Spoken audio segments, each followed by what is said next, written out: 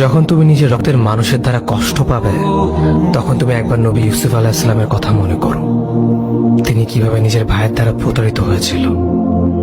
যখন তোমার বাবা মা না বুঝে তোমার বিরুদ্ধাচরণ করে, তখন নবী ইব্রাহিম আলাইহিস সালামের কথা মনে করো। তার বাবা তাকে আগুনে নিক্ষেপ করায় ভূমিকা রেখেছিল। যখন তুমি সমস্যা থেকে পরিত্রাণের জন্য কোনো পথ পাবে না, তখন ইউনুস আলাইহিস সালামের কথা ভেবো। তিনি কতটা সময় তিমি মাছের পেটে আটকা পড়েছিল। যখন তোমার নামে কেউ মিথ্যা অপবাদ ছড়িয়ে দেবে, তখন মা আয়েশা রাদিয়াল্লাহু আনহার কথা মনে করো। তার নামে পুরো শহর জুড়ে কুৎসা রচনা করা হয়েছিল।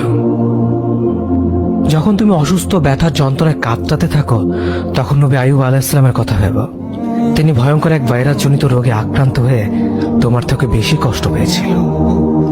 যখন তুমি দিনের কোনো বিধান নীতিতে যুক্তি খুঁজে পাও না, তখন নবী নূহ আলাইহিস সালামের কথা ভেবো। তিনি কোনো প্রশ্ন ছাড়াই মরুভূমিতে নৌকা তৈরি করেছিল।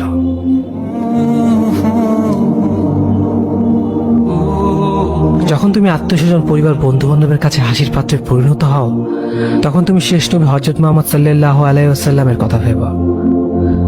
রাসূল সাল্লাল্লাহু আলাইহি ওয়াসাল্লাম বলেছিলেন, সবচেয়ে বড় পরীক্ষা দিয়ে সব থেকে বড় পুরস্কার আসে। যখন আল্লাহ কাউকে ভালোবাসেন, তখন তাকে পরীক্ষা করেন, এবং যে এই পরীক্ষাগুলো মেনে নেয়, সে আল্লাহর সন্তুষ্টি অর্জন করে। আর যে অভিযোগ করে, সে তার ক্রোধের পাত্র হয়। হে আল্লাহ, তোমার কথা মনে করা, তোমার প্রতি কৃতজ্ঞ হওয়ার এবং তোমার ইবাদত করার তৌফিক আমাদের দান করো। আমিন।